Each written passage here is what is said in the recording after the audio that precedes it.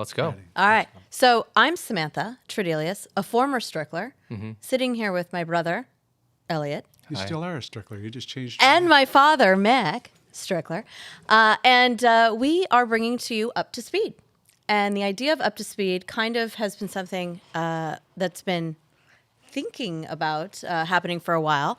And now it's kind of coming to life. A couple years back, I was doing some research trying to get some training and different product knowledge to my staff. And what I was finding when I was going out there was not a lot of education that really was making sense or things that people could connect with.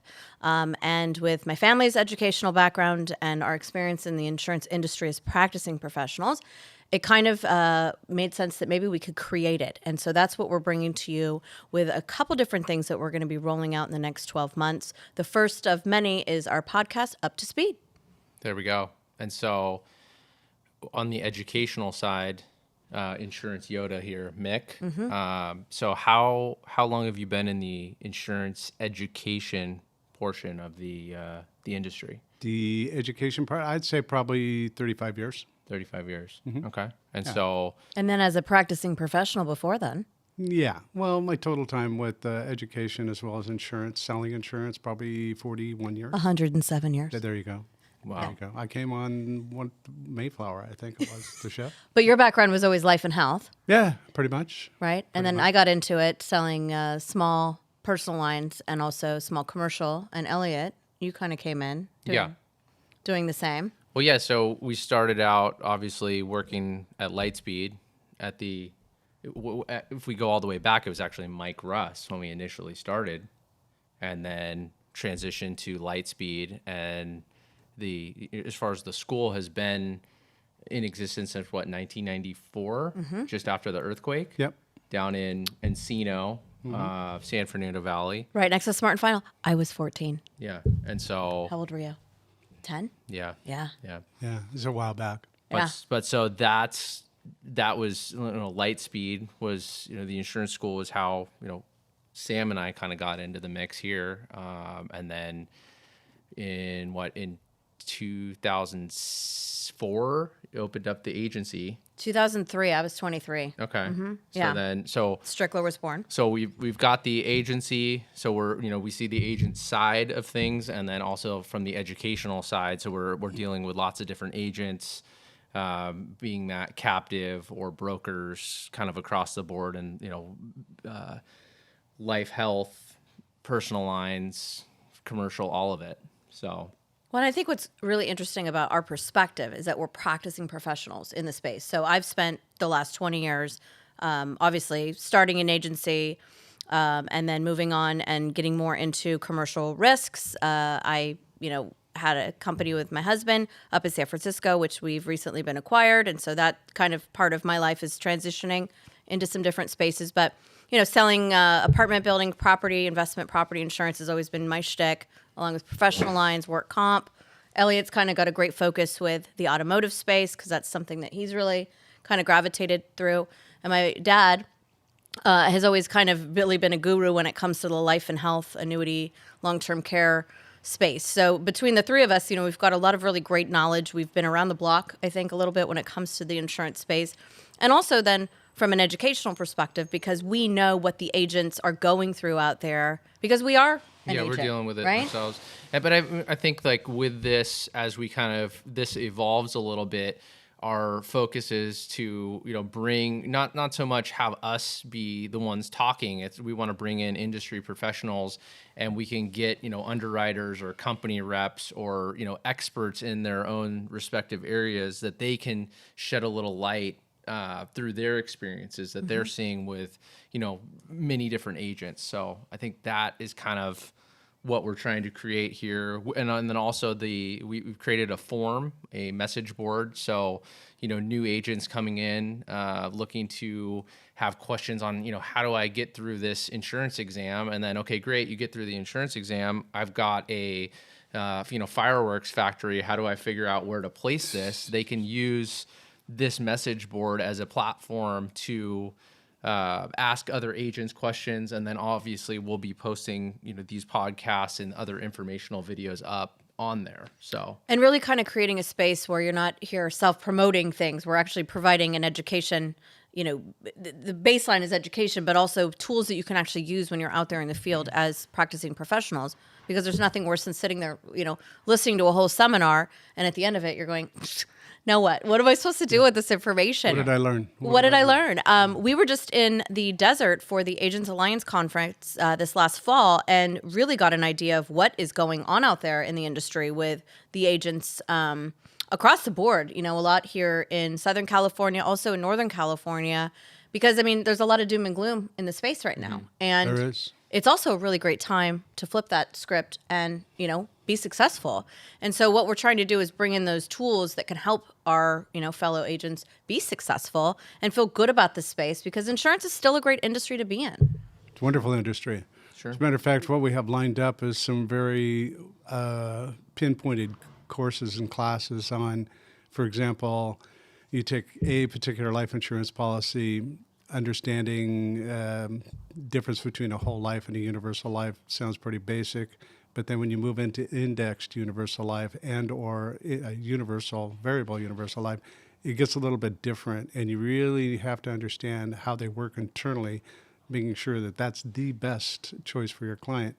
And with that, I've got a gentleman coming aboard here pretty soon that's going to break it down. It'll be broken down into, I think, 3 different sessions, but it's a very in-depth look at how these types of policies work and what to look forward to, or look into rather, and then of course understanding your competition, because there's one thing that will kill a sale, just like anything else, is that if the client all of a sudden has figured out that you don't know what you're talking about, and then things go south from there. And typically the response from the client is, let me think about it. Well, the reason why they want to think about it is that somewhere along the line you've confused them, and or you've lost that trust issue. Could be multiple things. But bottom line is, the idea behind these courses is to make you understand exactly what your product is, how your product works for your various companies, and then, of course, the competition. Because you need to know what the competition is doing as well. Helps you very much. God, but it's going to be very exciting. It's so Yoda-esque when he speaks. isn't Hey, it? yeah. He just he's got the green cable. Because The green cable. He is. He brings it into a place that you're just like, God, yes. But I think, too, being able to have those knowledgeable conversations and not necessarily be a super guru expert on everything is something we're trying to, help people become empowered with. So we're going to be offering, some 10 to 20 minute, real quick, high level, be able to have an intelligent conversation presentations, which you'll be able to access through our different portals here. And the idea being, again, so you can be the smart person in the room and be able to have a comfortable conversation and not lose a client because you don't know what the heck you're talking about. One question I'd like to ask both of you. Now, erase for just a minute that you are not an insurance agent. Like, this is a brand new deal for you. You're starting up, okay? You have some questions, I'm sure, about being a brand new agent in your brand new career.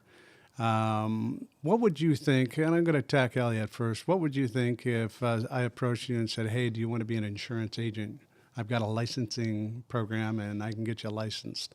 So what's your next question? when can I start? Good question. No, well, so once you get your license, I think the idea is, depending on the line of business you're going after, but it's like, okay, let's just pick auto. It's like, all right, well, right out of the gate, you can walk into any parking lot and, hey, there's 100 potential customers. And then, once you start to kind of dive into the quoting process, getting the information, I don't want to say it's the easy part, but the challenge really becomes, especially right now, is, okay, once you've got a risk, where can you place it? Mm-hmm. And, with the current market conditions. And if you asked me the same question a few years ago, it was a hell of a lot easier than it is right now. But, yeah, it's definitely. like for right now, November 20th, when we're recording this, 2023, it's pretty tough sledding out there in the auto industry. But that said, you take your risk and you figure out, okay, what are the parameters that these companies are working with, and how basically who's going to accept what, and that goes for each industry.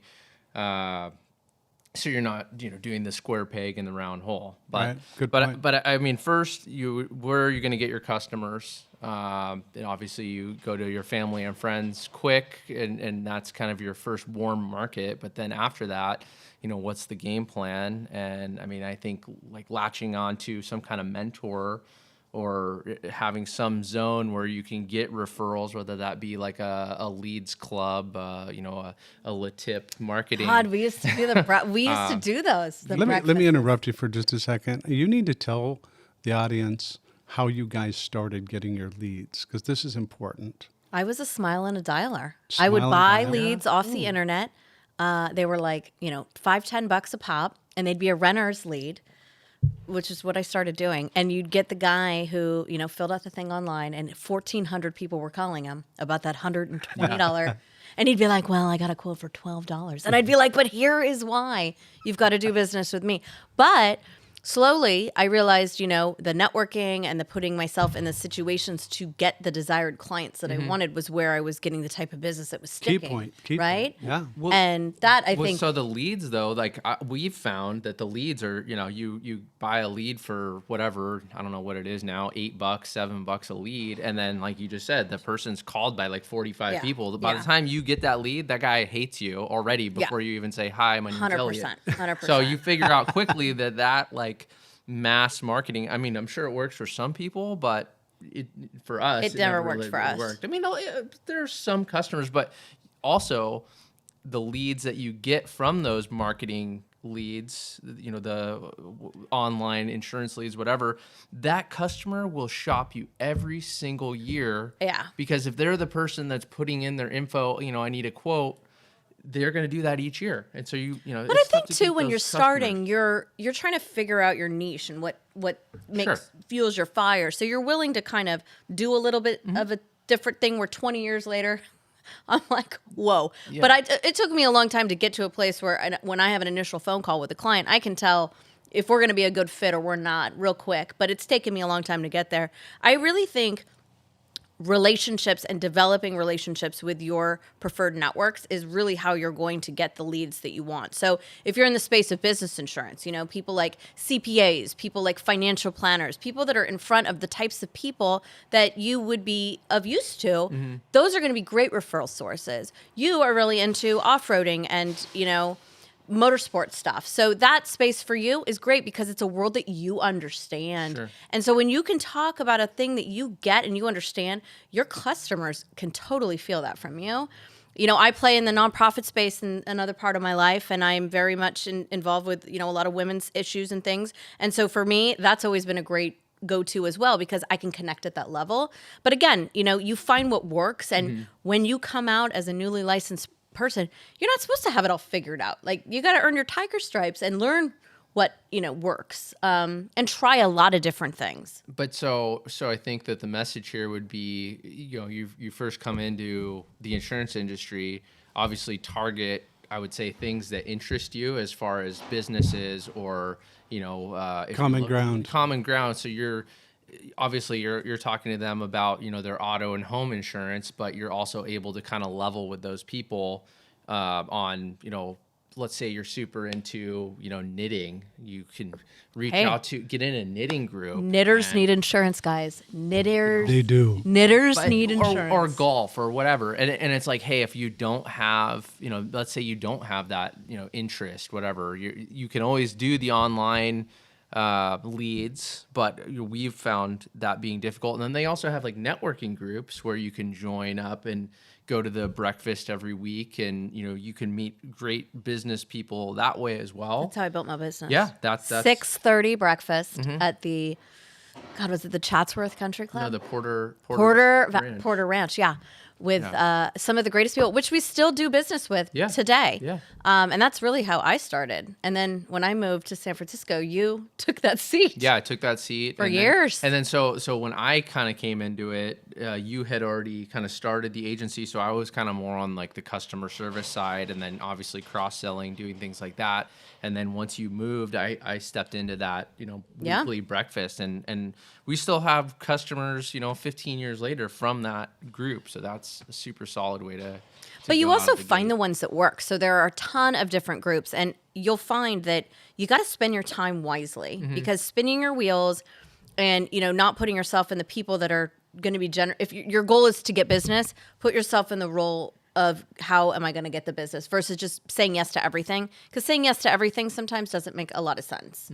If it's not going to be turning into what its goal is, it's just hopefully revenue. Sure. One of the sessions that we're going to have too is what a brand new agent, newly minted agent, should look forward to when they're seeking out what, in their opinion, is a qualified or quality employer.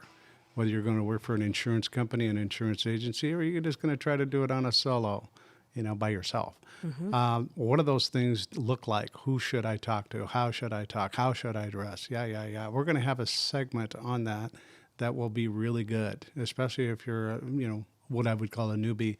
And there's nothing wrong with being a newbie. A newbie can do a lot of We all start somewhere. Yeah, you got to start You know somewhere. what? Something that we can't just skip over. We've both kind of answered. I don't know that I actually answered your question, but what about A little you? bit. What about you? Back in, Back in the day? yeah. Back in the Mayflower. Like pre-internet, no Facebook, Whoa. no fax no. machine, thermal paper, Whoa, I remember. Wait Ring a of second, we didn't even Champions. have fax machines. Ring of Champions. I remember a quick story here, you guys. I don't know if I told you this before, but here it Oh goes boy, again. here we go. Check this out. I was a manager with an insurance company. But anyway, one of the guys came up to me and said, "Hey, there's a guy downstairs that wants to talk to us about a new the thing will change our lives." And I thought, well, okay, we got to hear this. So this guy comes walking into our office. Matter of fact, there was two of them, and they brought looked like a suitcase. And so anyway, he asked if he could use the desk, and I said, sure. So he plops it up on a desk and hooks it up, asks for our telephone line. We're going, what are you going to do with our telephone? What's going on here? So anyway, he plugs this thing in, starts making all these beeps and buzzes. And all of a sudden, within maybe 5 minutes or so, this piece of paper comes shooting out of the machine. And we're all looking at each other going, well, what's that? Whoa. And he says, well, this is a Ricoh facsimile machine.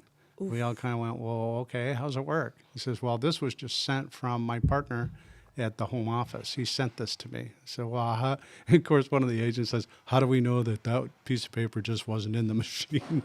Which was a pretty good question, actually. Valid. So anyway, he said, okay, write down all your birthdays. You don't have to put the year, just put down the month and the day you were born. And I'm going to fax it over to, my partner here, and I'll get him on the phone. We'll put him on the phone, and he will tell you what your birthday is. And I thought, well, okay, we'll do that.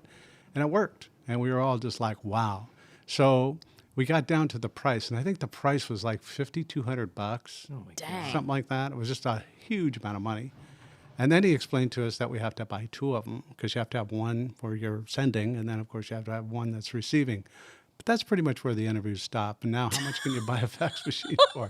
Okay. They don't even sell it. them, It's bro. all online Yeah, it's now. over. Yeah. You We- get those with your 8-track and your cassette. There you go. We didn't even have email, you guys. We did everything by courier service. How about when you would have your renewals? When I started in the business, there was no agency management. Like agency management systems were not a thing No. back 20 years ago. Yeah, it was all file So it was cabinet. it was a book, and it was names of clients, and each page was a renewal page, and Yep. that's how it was kept track of Yep. It was back amazing. in a big Well, book. And it's deal. insane now with like the agency management systems, and we can go into a whole, one of these on the different agency management systems, but it's like all the information like available at your fingertips where you don't even, somebody calls, it's not like you have to go over to the file cabinet and pull the file. I mean, some people still do that, but you literally have everything right on the computer and Most from anywhere. of us are paperless. At Yeah, this all point. cloud-based. Yeah. So- Well, I think we will dive into a lot of these different systems, a lot of this AI stuff, because that's a hot topic right now about, are we kind of a dying breed where, these computer systems are coming in and replacing us Never. ever, right? Never. We're still needed. I think also just some of the types of ways that you can work on marketing yourself, work on marketing your agencies, work on marketing, the product niches that you want to focus on. We've got some incredible content rolling out. I just recorded one last week, which we'll be rolling out here shortly, about the non-admitted versus admitted market. And we have a wholesaler partner that is joining us, and it is a great conversation about, taking all this doom and gloom that's in our space and really kind of flipping the script and going, okay, here's a way that we can be successful. Here's a way that we can make money. And here's a way that, We can take care of our clients. we can totally take care of our clients and have some fun. Yeah. Because insurance, I mean, it's not the most sexiest of industries, guys. We know No, this, it's not. but it is a fun one. Yeah.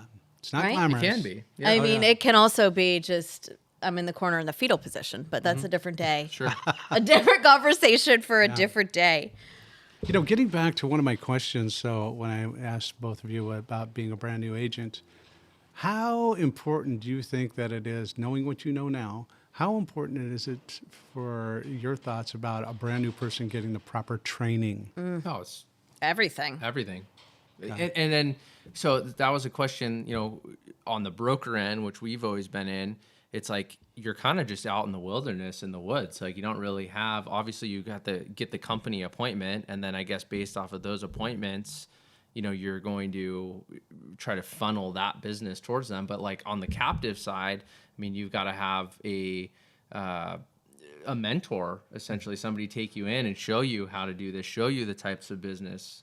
I mean, you really need that for both. Because I mean, just to be thrown in like, okay, I'm an insurance agent. It's like, okay, what company am I going to put it with? But I think nowadays it's not like it used to be. Like companies are not appointing you. Sure. You can't just go get access, but you can get access to these clusters, which then is kind of cool because it gives you access to a whole bunch of different markets, and you don't have. Explain that cluster. So a cluster is basically a MGA that has access to What's an MGA? So you managing general agent. Yeah, Sorry, we're I'm going using deep. some big girl terms here. Yeah. But you've got access to a lot of different carriers. So they are directly appointed with a Hartford, a CNA, a Guard, a Safeco, and then you can get access to those markets by being a partner with them, meaning you probably pay them a fee, and then you get access to the markets, which is great because a lot of new agents, unless you've got a book of business, companies aren't really talking to you anymore. Yeah, and even not at those of all. us that have big, larger books of business, I mean, they're still just like, hey, you know what? We're pulling out of the market in California, or we're not writing this anymore.